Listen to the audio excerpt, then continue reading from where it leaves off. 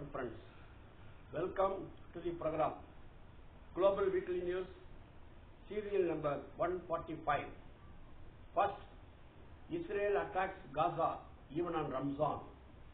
The mass killings tainted the supposedly joyful occasion in Gaza with blood and replaced the celebrations with funerals.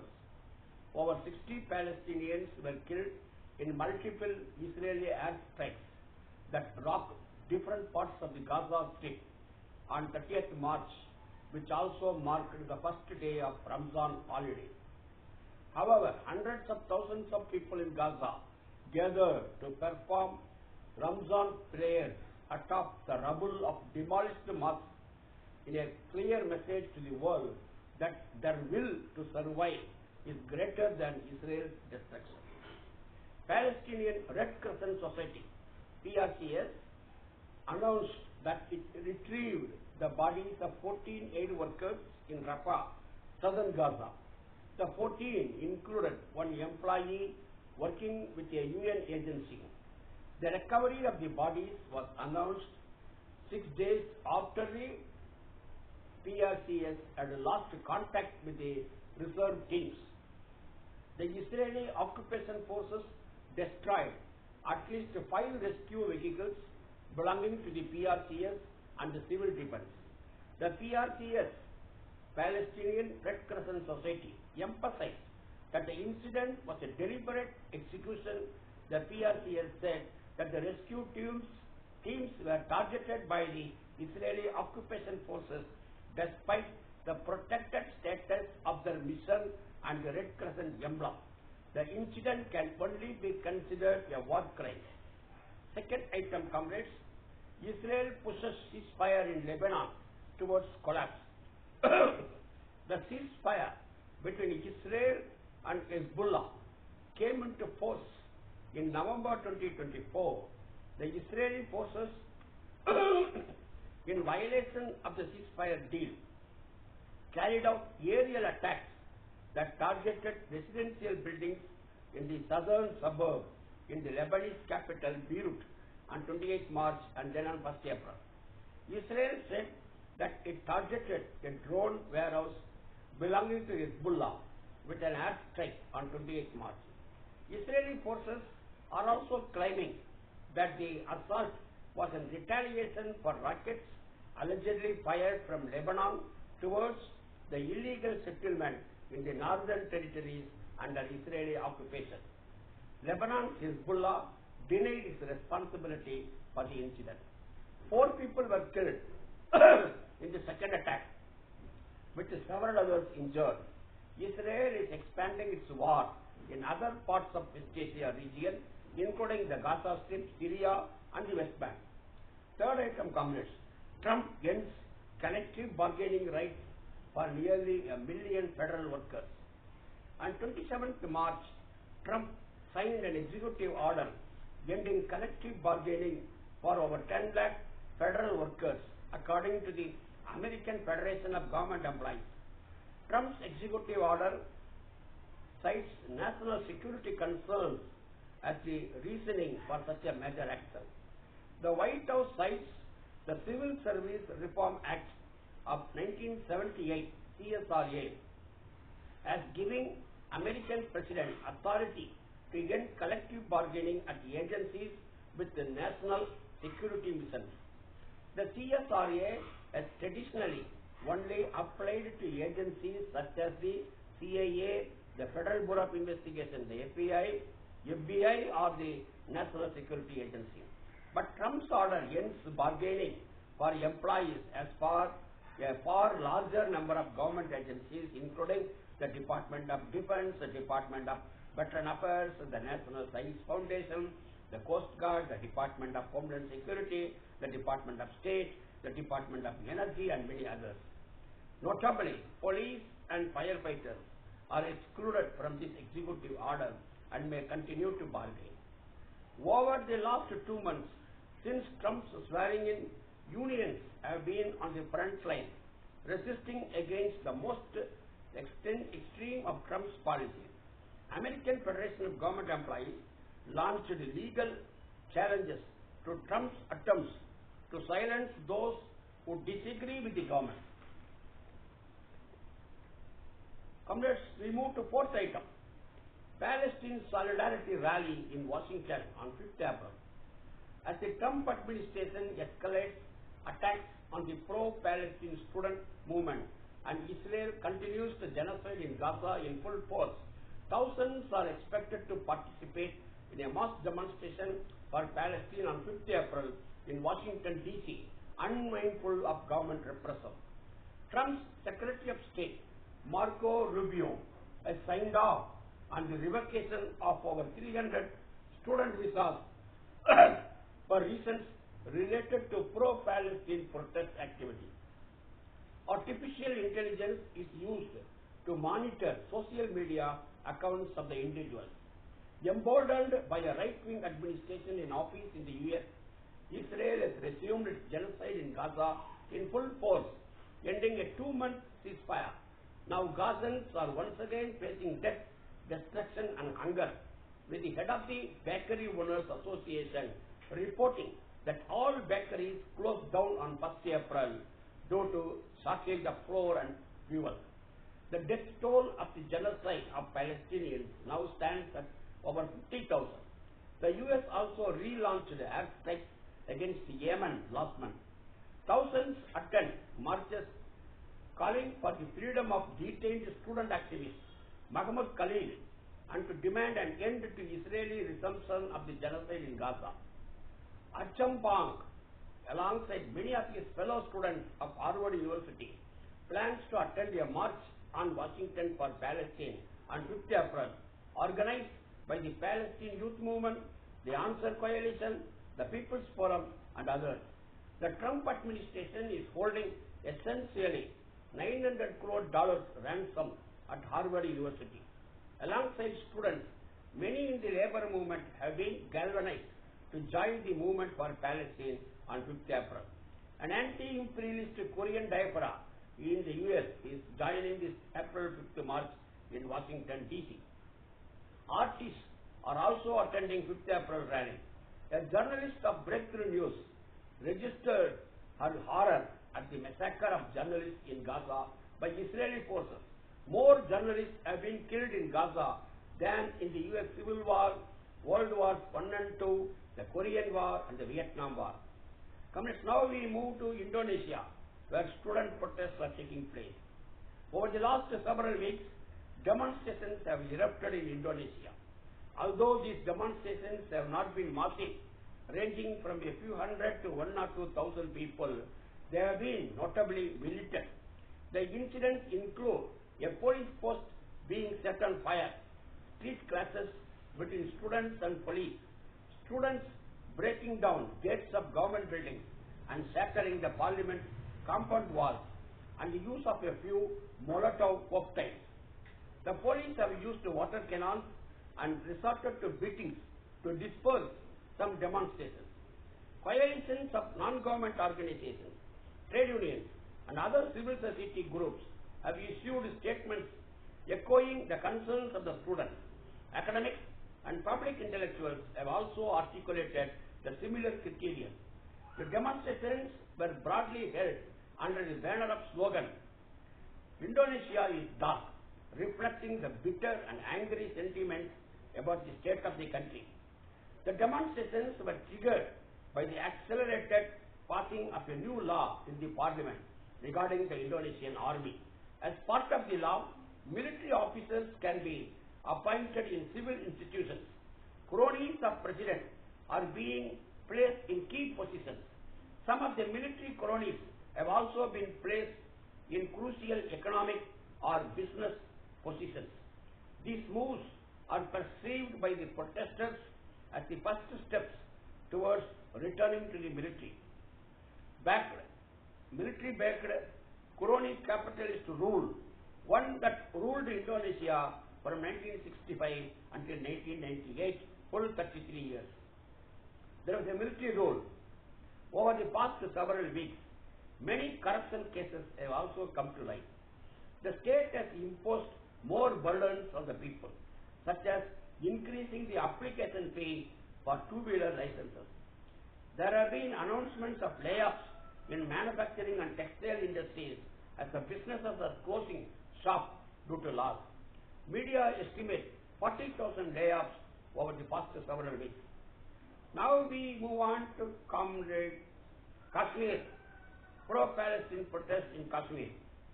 Sixth item. Thousands of people participated in the pro-Palestine rallies organized on the occasion of the International Palestine Day on 28 March in various districts of Jammu and Kashmir and neighboring Ladakh.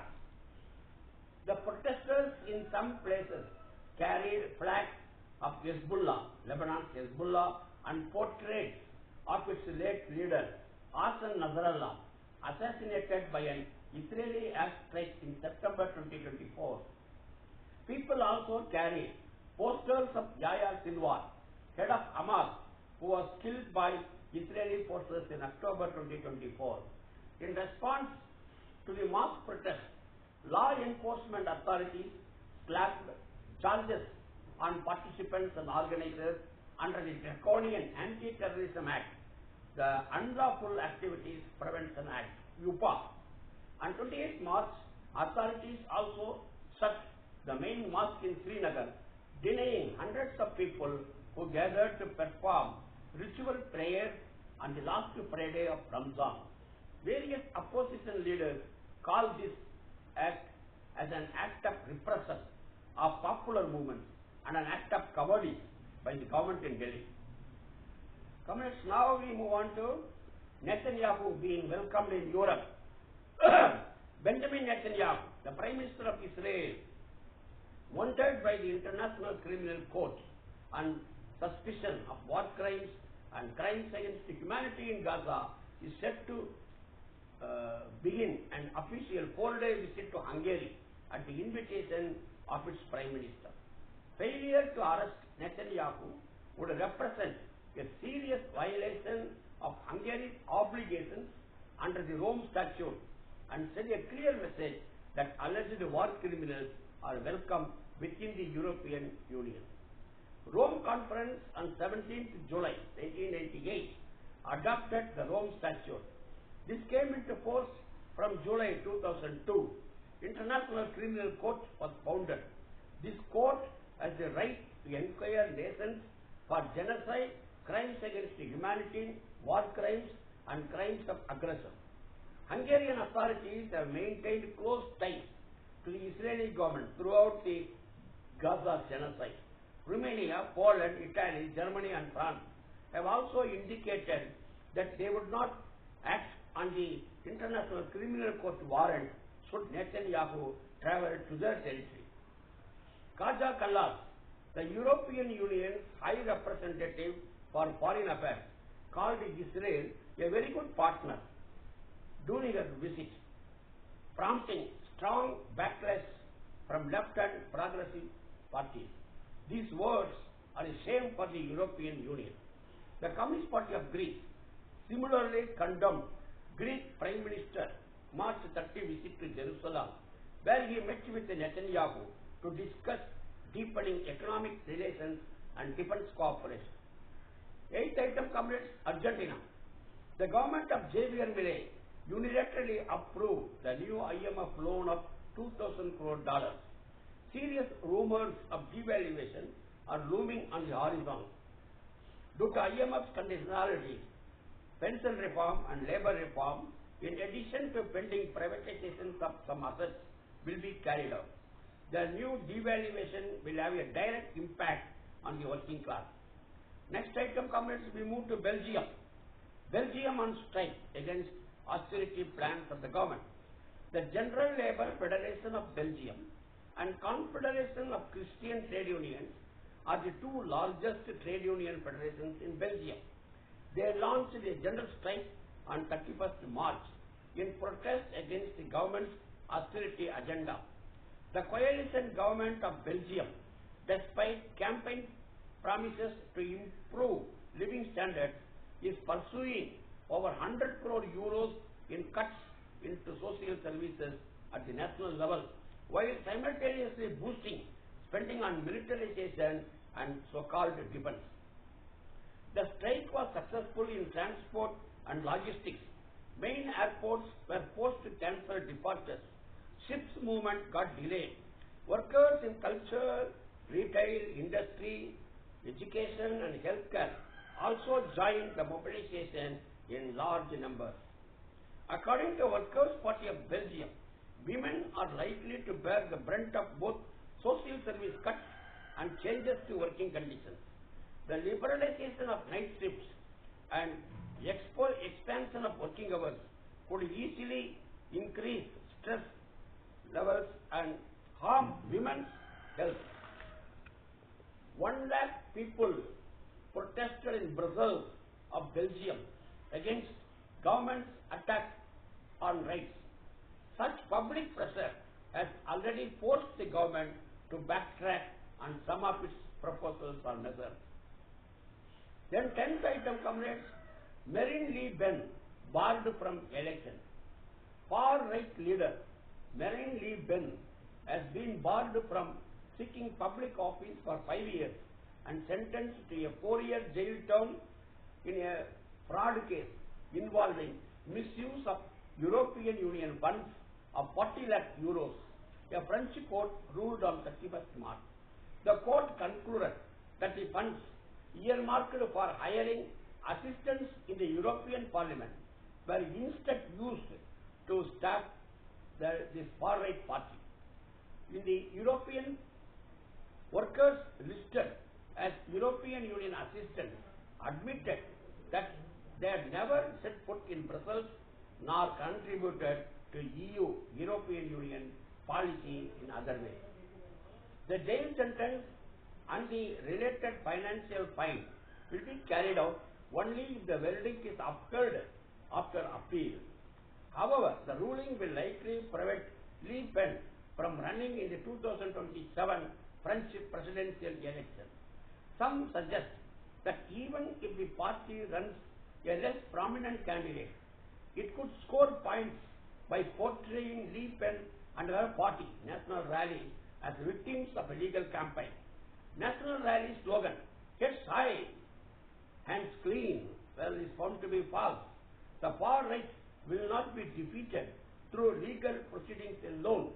They remain fascist thugs, gunda. They must be flattened at every election, a left MP wrote on his X social media account. 11th item, comrades, we are moving to Iran, where millions march in solidarity with Palestine. Free Palestine, free Palestine. On 28th March, millions of Iranians participated in the rallies which were held in more than 900 cities and towns across Iran to mark the day. The largest rallies were held in the capital city of Tehran and other major cities such as Isfahan and Mashhad. In his message on the occasion, Iran's supreme leader Ayatollah Ali Khamenei asserted that his country would always support Palestinians and will never give up the cause. Naval forces from Iran, Lebanon, Iraq and Yemen held a joint parade on 27th March to express their solidarity with the Palestinians. Nearly 3,000 Navy vessels took part in the naval exercise. President Masoud Pezeshkian and several international representatives, such as the ambassador to Venezuela, also participated in the central rally at Tehran. Lastly, comrades, we move to very important conference. Well, the CPIM All India Party Congress is coming to an end today on 6th April. From tomorrow, on April 7 to 11, 4th International Dilemmas of Humanity Conference will take place in Sao Paulo, Brazil. The conference is being organized by the Landless Rural Workers Movement of Brazil, the Tricontinental Institute for Social Research, whose executive director is none other than Comrade Vijay Prasad, the Marxist intellectual, and the International People's Assembly. It follows the 3rd International Dilemmas of Humanity Conference, which was held in Johannesburg, South Africa in October 2023. At the conclusion of the October 2023 conference, the over 500 participants from 75 countries affirmed in the letter from Johannesburg that socialism is an achievable necessity. The conference to be held in Sao Paulo in April 7 to 11 takes this affirmation a step further and seeks to address the question of how to build socialism. There are three questions. First question is, how can left and progressive movements in capitalist society build projects and programs to combat inequality and hunger? Second question, how can global South nations advance the productive forces in their countries and move from exporters of raw materials to industrial producers? Third question, how can progressive governments in the global South invest in critical public sector social programs to eliminate historic inequalities while they are overwhelmed by external debt? These questions and more will be the subject of the debate of 70 intellectuals from more than 20 countries. The world needs alternative policies. Thank you, Comrade Lal Salam. See you next week.